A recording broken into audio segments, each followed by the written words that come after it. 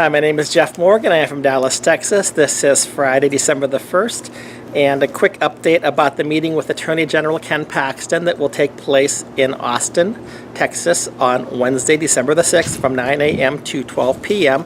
You must have your RSVP in by Monday, December the 4th, and this is a meeting with the Attorney General Ken Paxton in which a number of people from throughout the state are planning to get together and speak with him, address the issue of child support and particularly child support collection practices.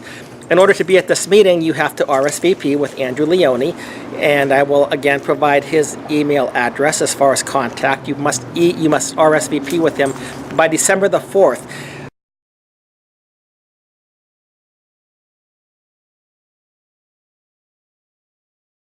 This brings up the first topic today. I RSVP'd, either was yesterday or the day before, and today I received an email back, and the email asked for my full name, that's first name, middle name, and last name, my driver's license, so I had to give my Texas driver's license, and my date of birth.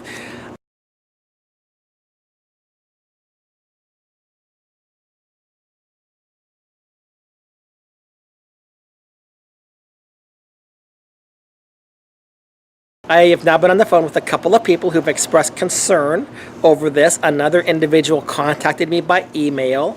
It does have a chilling effect on those people who would like to be there, those people who may be behind on child support, who may be the ones who are living under the fear of being arrested, to now have their name, their driver's license, their birth date in a list that can say, come arrest us, we're going to do a roundup. I am not stating that the Attorney General's office is doing this, not at all. They have said that this is not the intent. Nobody from child support enforcement is going to be there, but in order to get in, they do have to run a background check on you. So if you do have a warrant out for your arrest, obviously you may not want to attend there. So again, that has a chilling effect on those people that do need to speak out on the issue, the people that are being affected the most, the people that are being broken by the system, because they are being charged exorbitant amounts of child support rates and they can't make ends meet, or they've lost a job, or whatever it may be. Many, many tragic and horrific stories. It appears for certain that if they had any possibility, maybe I could slide in. Now they're getting this information request, and yes, I think it does have a bit of a chilling effect on people. As I recall, when you walk into the Capitol building, you do have a weapon search, so you go through this thing and they check you out to make sure that you have no weapons with you, and that's all I've ever had to do in the past. Why we need to have this full background check like this for the meeting with the Attorney General, it's a little bit puzzling to me. And for those people who have concerns, yes, it does have a chilling effect.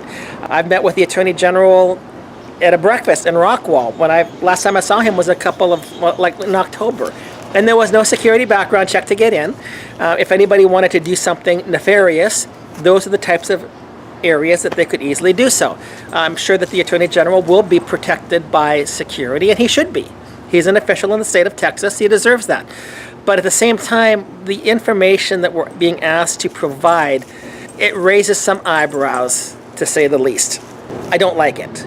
There are people that may not come at this point, may have some concerns because of the information that's being demanded. If you have no concerns, be there. You need to speak up in their stead. And if you do have these concerns and you're afraid to be there, email me your questions. I will compile them and I will present them. I'm trying to get a meeting in front of the Capitol building where there would be no security checks, where there would be no driver's license check or birthday check or anything else, where we'd be able to reserve the front steps of the Capitol building and have our own rally afterwards and give you the opportunity to speak. Again, this is not going to be a forum to get your individual case solved. It is a forum to actually discuss questions, to ask some very difficult questions, questions that we really want answers to.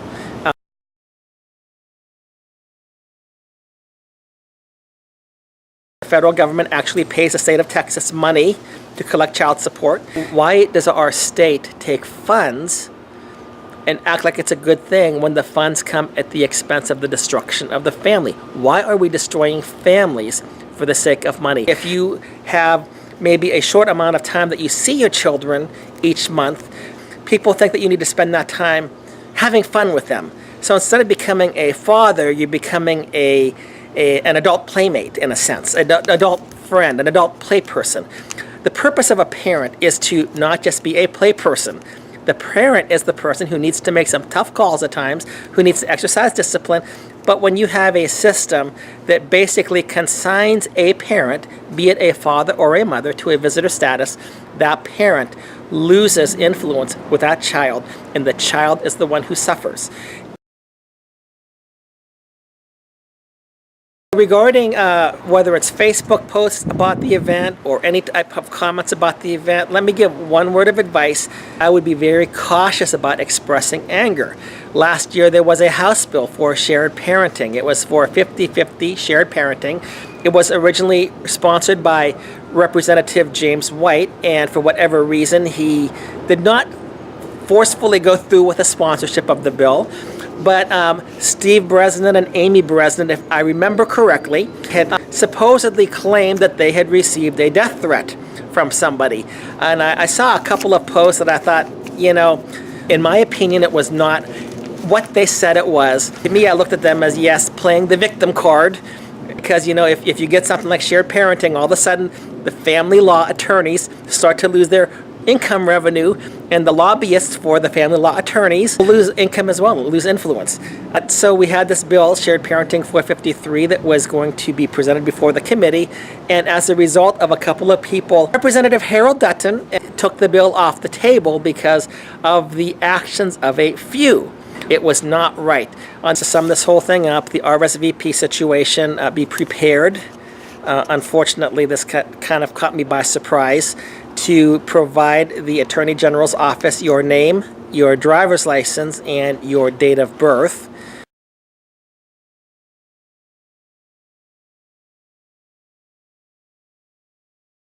I guess to screen you somehow as a security risk, even though if you attend a meeting with the Attorney General anywhere in the state, if you go to a GOP breakfast, for example, I did not have to have my driver's license looked at. I did not have my date of birth looked at, and other such things. I just went in as a person.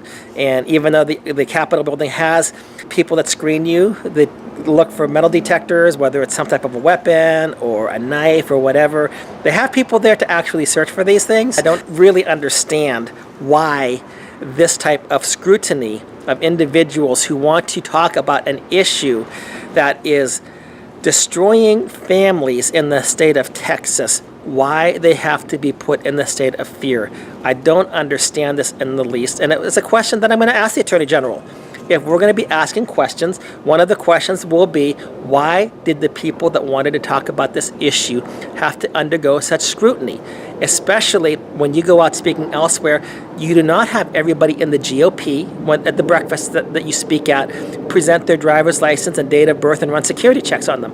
Why are you doing that for a meeting when you have individually concerned citizens, loving fathers, loving mothers who are being oppressed by a child support enforcement collection agency? Why do they have to undergo the additional scrutiny, the background checks, or whatever it is, when there's already security in place? I do not understand this. It seems like a way to possibly keep some people out of the conversation, and those are the people that we need to hear from, the people who are severely affected. And we're not talking about the people that are intentionally avoiding child support. The people that are rising up to speak are people that are loving mothers and fathers, good citizens. Some of them are Democrats, some Republicans, but people that love their children. The first thing is that, about the RSVP. The second thing, again, is make sure that you do not say anything that could be taken as a threat. Because last year, as we found out in the legislature with House Bill 453, if I remember the circumstance correctly, Steve and Amy Bresnan, at least Steve Bresnan, presented a couple of Facebook posts, I believe it was, and somebody liked the post, in which if you liberally interpreted it, you could say that, well, it could be a death threat. They're destroying families. They don't mind that. But they get somebody who's expressing an opinion, and maybe one or two people, or maybe three, I don't know, it was a very, very small amount of people. And they had to ask Harold Dutton to remove this bill, House Bill 453. It was on shared parenting, and because of the activities of a couple of people. Don't be that person. It was a ridiculous excuse at the time to take the bill off the table, and it would be ridiculous for this meeting to be derailed by a couple of people that might do the same thing. And by the way, when it comes down to the Texas Family Law Foundation, once again, for the most part, let me go on record as saying the Texas Family Law Foundation is not your friend. They may be your friend on occasion, but in general, I still refer to them as the Texas Anti-Family Law Foundation.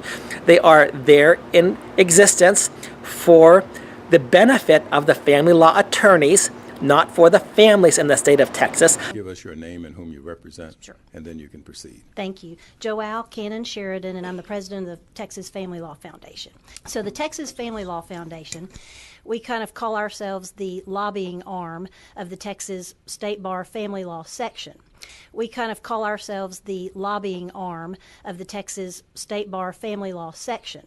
I don't know why they get to give expert testimony before the different committees that they speak at, because really they are lobbying for the family law attorney but posing as experts.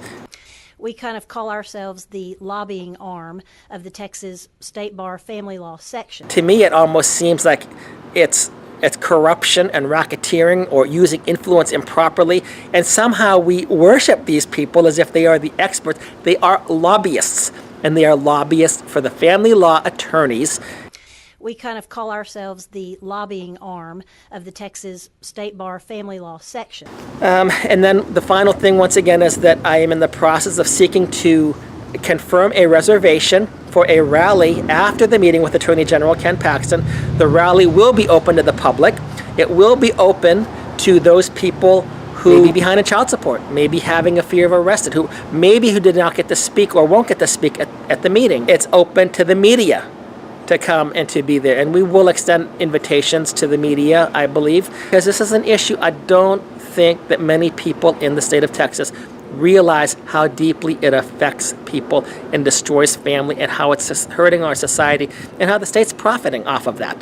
And that's something that I think needs to be addressed, and I hope that Attorney General Ken Paxton will address it, will address why the state is profiting off of the destruction of families and this child support collection thing, and that he will actually give us accurate figures on how much money the state collects in federal funds each year, what exactly these funds go to. Are they plugging up holes in the state budget? Because I don't think that they're really going to help the children of divorce, or the children that parents are paying for but can't see. I just don't think that that's the case. But I don't know this, and I'm hoping the Attorney General will be able to answer these questions. That's basically it. I don't know what else to say right now. I probably will update this again tomorrow if I get more information. I guess that's it for today. Thank you very much.